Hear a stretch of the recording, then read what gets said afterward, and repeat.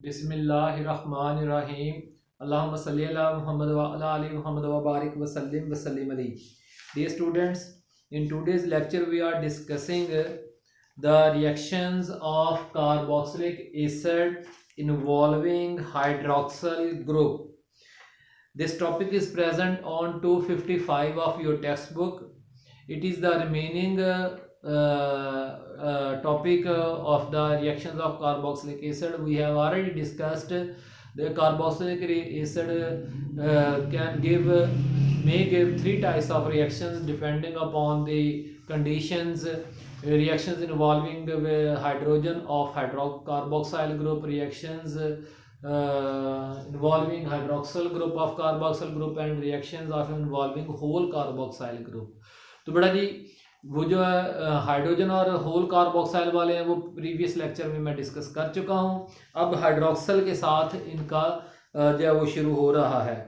तो देखें कि the carboxyl acid contain C double bond OOH। ठीक हो गया ना जी, ये इसमें मौजूद होता है। Like carbonyl group of aldehydes and ketones is susceptible to attack by nucleophile. जब कोई न्यूक्लियोफाइल जो है वो इसके ऊपर अटैक करेगा कार्बोनाइल कार्बन के ऊपर, तो उसके नतीजे में हाइड्रोक्सल जो है वो लीविंग ग्रुप बन जाएगा और वो बाहर निकल जाएगा। Addition of nucleophile to the carboxyl group is always followed by displacement of hydroxyl group. तो इस तरह से ये एक एडिशन रिएक्शन नहीं होगा, बल्कि असल में क्या होगा, ये एक सब्स्टिट्यूशन रिएक्शन होगा बाय सम अदर जो है ग्रुप प्रोड्यूसिंग ए कार्बोक्साइल एसिड डेरिवेटिव। तो आमतौर पर इससे या एसिड हलाइड्स बनते हैं या एसिड अमाइड्स बनते हैं, एसिटिक एनहाइड्राइड्स भी बनते हैं। हाइड्रोक्सिल ग्रुप कैन दस be replaced by halogen alkoxide ion. ठीक है, हैलोजन होगा तो एसिड हलाइड होगा, अल्कोक्साइड आयन होगा तो ईस्टर बन जाएगा। एंड NH2 ग्रुप अगर होगा तो एसिड अमाइड्स जो है बन जाएंगे to form halide esters amides respectively. तो बड़े सबसे पहले reactions with PCl5 and SOCl2, page 256 पे आ जाएं। तो PCl5 के साथ जब ये हिस्सा लेता है तो ये क्लोरीन जो है ये न्यूक्लियोफाइल बन के जो है वो कार्बोनाइल कार्बन पे अटैक करेगा और हाइड्रोक्सल को निकाल देगा, तो जिसके नतीजे में एसिटाइल क्लोराइड बनेगा। क्या बनेगा? एसिटाइल क्लोराइड जी।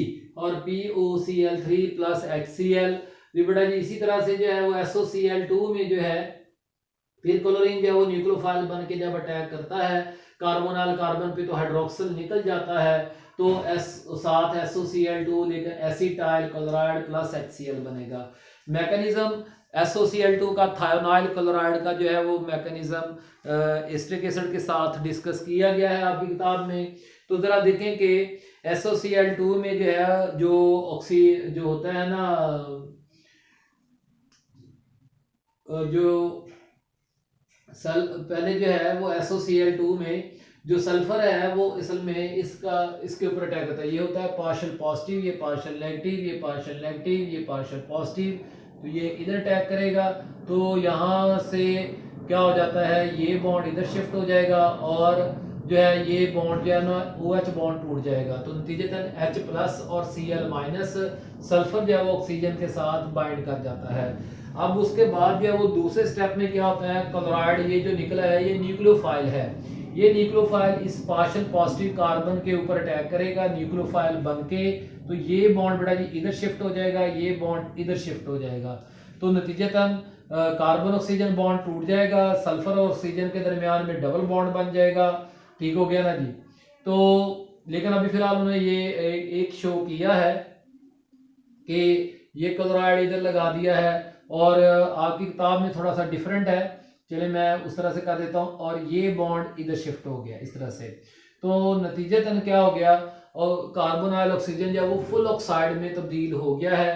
तो और साथ जो है वो बेटा जी ये एक अनस्टेबल कॉम्प्लेक्स बन जाता है। तो अब रीअरेंजमेंट वही वाली बात आ जाएगी कि ये बॉन्ड इधर शिफ्ट हो जाएगा, ये बॉन्ड इधर शिफ्ट हो जाएगा और ये बॉन्ड ऐसे, तो फिर क्लोराइड पैदा हो जाएगा। तो यहाँ पे सल्फर और ऑक्सीजन के दरमियान में डबल बॉन्ड पैदा हो जाएगा, ये SO2 में तब्दील हो गई है ये सारी चीज जो है। तो क्लोराइड जो है वो पहले स्टेप में रिलीज होने वाले H प्लस के साथ मिलकर HCl बना देगा। अच्छा जी, अब बेटा जी दूसरा रिएक्शन शुरू हो गया है formation of an ester when carboxylic acids are heated with alcohols, जब आप अल्कोहल्स के साथ इनको हीट करते हैं तो कार्बोक्सिलिक एसिड को, तो उसके सल्फ्यूरिक मिनरल एसिड की मौजूदगी में in the presence of concentrated H2SO4 तो ईस्टर्स बनते हैं। क्या बनते हैं? ईस्टर। तो ये खानदान का नाम है। तो बेटे जरा मैकेनिज्म देखें कैसे है। Protonation of carboxylic acid, acid में से जो हाइड्रोजन आयन पैदा होता है वो कार्बोनाइल ऑक्सीजन के पास होते हैं लोन पेयर, उसके ऊपर अटैक कर देता है। ये जरा याद रखिएगा कि यहाँ पे इसने अटैक किया तो ऑक्सोनियम आयन बन गया है। ये ऑक्सोनियम आयन जो है वो अपने आप को स्टेबल कैसे करता है कि ये जो है ये अपना लोन पेयर वापस ले लेता है, यानी पाई बॉन्ड को जो है वो लोन पेयर बना लेता है, लेकिन जिसके नतीजे में जो है वो कार्बोनाइल कार्बन जो है वो उसका इलेक्ट्रोफिलिक कैरेक्टर जो है वो बढ़ जाता है। तो ये अल्कोहल जो है ये न्यूक्लियोफाइल बन के अटैक करता है, ये इसका लोन पेयर जो है ये अटैक करता है इसके ऊपर। तो नतीजतन जो है वो ऑक्सीजन का लोन पेयर गया तो ऑक्सीजन के ऊपर पॉजिटिव चार्ज आ गया और ये इसको लोन पेयर वापस मिल गया है, तो ये अपने लोन पेयर के साथ जो है वो वापस आ गया है। अब हाइड्रोजन आयन ट्रांसफर, ये बड़ा सबसे अहम स्टेप है जहां से आपको नजर आता है कि इस रिएक्शंस में हाइड्रोक्सल कहां से निकल रहा है, एसिड से निकल रहा है, और हाइड्रोजन कहां से निकल रहा है, अल्कोहल से। जरा देखिएगा कि ये इसने अपना लोन पेयर वापस ले लेना है, इसको इसका लोन पेयर जो है वो वापस मिल गया अल्कोहल को, अल्कोहल के ऑक्सीजन को, और ये हाइड्रोजन ये हाइड्रोक्सल है पूरे का पूरा। देख लें ये क्या है, हाइड्रोक्सल है, और किसका हिस्सा था, कार्बोक्सिलिक एसिड का हिस्सा था। किसका हिस्सा था, कार्बोक्सिलिक एसिड का हिस्सा था। ये मैं सारों को डबल कर दिया, कार्बोक्सिलिक एसिड का हिस्सा था। तो ये प्रोटॉन ट्रांसफर इधर हो जाएगा, जिसके नतीजे में अब इस ऑक्सीजन हाइड्रोक्सल वाले ऑक्सीजन के ऊपर कौन सा चार्ज आ गया है, प्लस चार्ज आ गया है। Elimination of water and hydroxyl, तो ये बॉन्ड बेटा जी ऑक्सीजन अपना लोन पेयर ऐसे पूरे कर लेगा कि CO बॉन्ड टूट जाएगा, यानी अब ये जो हाइड्रोक्सल जो कि शुरू में हाइड्रोक्सल था ये OH वाटर बन के बाहर निकल रहा है, और यहां से H गया था इसके हिस्से में। ठीक हो गया ना जी। तो जो शुरू में एसिड में आपने हाइड्रोजन इस ऑक्सीजन को दिया था, कार्बोनाइल ऑक्सीजन को, वो वापस ये वापस आ गया है, तो हाइड्रोजन आयन बन के फिर निकल गया, तो इस तरह से इथाइल एसीटेट बन गया है। तो खास तौर पर इस जगह पे नजर आ रहा है कि हाइड्रोजन किसने दिया है, अल्कोहल ने दिया है, और हाइड्रोक्सल किसने दिया है, वो कार्बोक्सिलिक ग्रुप से जो है वो रिलीज हुआ है। ठीक हो गया ना जी। तो ये तो एसिड कैटलिस्ट के तौर पर आपने इस्तेमाल किया था, वो दोबारा वापस में रीजनरेट हो जाता है। तो बेटा जी esters have fruity smells and are used as artificial flavors, इनकी फ्रूटी स्मेल होती है, इनको मसनूई फ्लेवर्स, ये जो डब्बे नहीं होते जूस वाले, ठीक है ना जी, भाई आपको जो सेब का जूस देते हैं, क्या हो सकता है मुमकिन के 100 किलोग्राम से 150 रुपए का सेब किलो खरीद के और उसमें से जो है वो आपको 30 रुपए का जूस दे दिया जाए डब्बे में डाल के? नामुमकिन, वो सारा केमिकल है, आपको बस उल्लू बनाया हुआ है ईस्टर्स। तो बड़े आर्टिफिशियल फ्लेवर्स, अमाइल एसीटेट, बनाना, मैं तो नहीं वो पीता हूँ, मुझे बिल्कुल पसंद नहीं है, नेचुरल जूस पीना चाहिए। हाँ जी, आइसोब्यूटाइल रसबेरी, इस तरह से ब्यूटाइल बेंजाइल एसीटेट का जो ईस्टर होता है जैस्मीन का फ्लेवर देता है, थाइल ब्यूटेरेट का पाइनएप्पल का, इमाइल ब्यूटेरेट का एप्रिकॉट, खुबानी का, और ऑक्टाइल एसीटेट ऑरेंज किन्नू का फ्लेवर भी इसमें जायका आता है। बेटा जी तीसरा रिएक्शन जो है formation of amide reaction with ammonia, carboxylic acid react with ammonia to form ammonium acetate, फिर अमोनियम एसीटेट को जब गर्म किया जाता है तो उससे एसिटाइल अमाइड बनता है जी। मैकेनिज्म बेटा जी जो है इसका कि देखें अमोनिया जो है वो पहले न्यूक्लियोफाइल बन के जो है वो अटैक करता है किसके ऊपर, पार्शियल पॉजिटिव कार्बन के ऊपर, यूं तो ये बॉन्ड इधर शिफ्ट हो जाएगा, ऑक्साइड आयन बन गया है, ऑक्साइड आयन जो है वो यहाँ से नाइट्रोजन अपना लोन पेयर वापस ले लेता है, ठीक हो गया, इसने अपना लोन पेयर वापस ले लिया, लेकिन ये जो हाइड्रोजन है ये किसको ट्रांसफर हो गया है, हाइड्रोजन जो यहाँ से जो है वो किसको ट्रांसफर हो गया, ऑक्सीजन को, ऑक्सीजन के पास लोन पेयर था ना जी, तो एक दफा फिर हाइड्रोक्सल कौन सा इस्तेमाल हो रहा है, कार्बोक्सिलिक एसिड का, और वो OH2 बन गया है। तो यहाँ पे बड़ा ये नेगेटिव चार्ज ऑक्सीजन का वापस आता है, और ये बॉन्ड जो है वो ऑक्सीजन को लोन पेयर उसका वापस मिल जाता है, तो इस तरह से वाटर बन जाता है।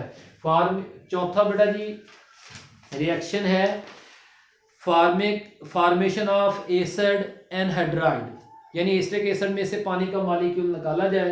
कार्बोक्सिलिक एसिड आर डिहाइड्रेटेड, इनमें से पानी निकाला जाता है और strongly heated in the presence of phosphorus pentoxide जो कि डिहाइड्रेटिंग एजेंट है। तो सल्फ्यूरिक एसिड भी ये रिएक्शन दे सकता है। तो जरा देखें कि यहाँ से एक एसिड से H, ये दो कार्बोक्सिलिक एसिड है, एक और दो, एक से H और दूसरे से क्या निकल रहा है हाइड्रोक्सल, तो ये फिर न्यूक्लियोफाइल बन जाएगा ना, तो ये इधर चला जाएगा। तो इस तरह से एसिटिक एनहाइड्राइड का कंपाउंड बनेगा। तो बेटा जी एक अहम बात जो आपके साथ डिस्कस करनी है वो ये कि असाइल क्या होता है। मैंने आपको वैसे क्लास में समझाया भी हुआ है। कार्बोक्सिलिक एसिड में से जब हम हाइड्रोक्सल को निकाल दें तो जो रिजल्टेंट ग्रुप होता है उसे हम क्या कहते हैं, असाइल कहते हैं। तो ये बड़ा देखिए मैंने आपको करवाया हुआ है काम, इसको हम क्या कहते हैं, फार्माइल। ठीक हो गया, इसे हम क्या कहते होते हैं, फार्माइल। और फिर अब आर की जगह पे मैंने CH3 लगा दिया है, तो अब इसे हम क्या कहेंगे, एसीटाइल। ठीक हो गया ना जी। और अगर जो है वो आप CH3 CH2 C double bond O minus, अब इसे हम क्या कहेंगे, प्रोपीनाइल। तो ये आपके सामने ये एसीटाइल अमाइड है। ठीक हो गया ना जी। ये मैंने क्या लगाया हुआ है, ये इसको गौर से देखें तो ये कौन है, एसीटाइल क्लोराइड है। ठीक हो गया ना जी।